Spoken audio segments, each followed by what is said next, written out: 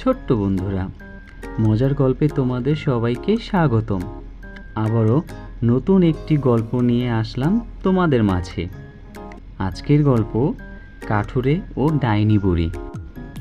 সিহিপাশা গ্রামে বাস করত 3 জন কাঠুরে। তারা রাতের আধারে প্রতিনিয়ত জঙ্গল থেকে গাছ কেটে কাঠ সংগ্রহ করত।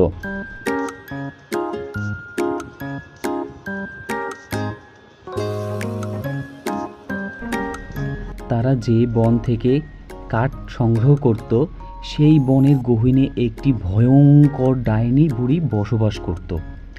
গ্রামের মানুষেরা তাদেরকে জঙ্গলের গহীনে যেতে নিষেধ করে, কিন্তু তারা তা উপেক্ষা করে সেই বনের গহীনে কাঠ সংগ্রহ করতে যেত।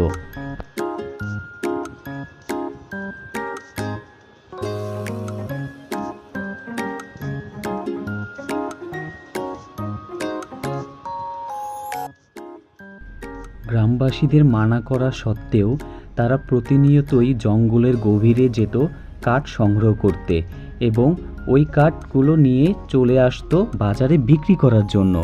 এভাবেই চলতে থাকে তাদের দৈনন্দিন কাজ।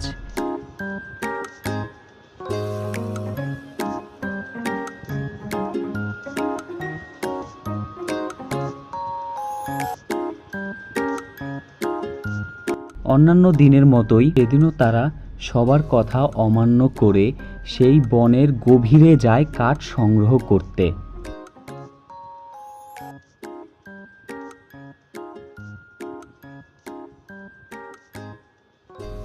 তারা যখন গাছ কাটছিল, এমন সময় বনের গভীর থেকে ভয়ঙ্কর আওয়াজ ভেসে আসতে থাকে।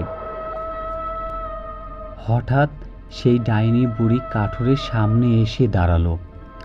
কাঠুরে ডাইনি বুড়িকে দেখে অনেক ভয় পায় এবং বলতে লাগলো, কে কোথায় আছো গো?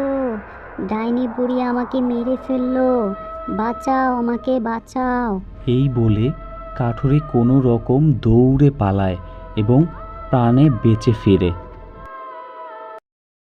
সেদিনকের পর থেকে আর কোনোদিন তারা বনের গহীনে যায়নি কাঠ সংগ্রহ করতে। মজার মজার সব গল্প দেখতে এখনই চ্যানেলটি সাবস্ক্রাইব করে সাথে থাকুন।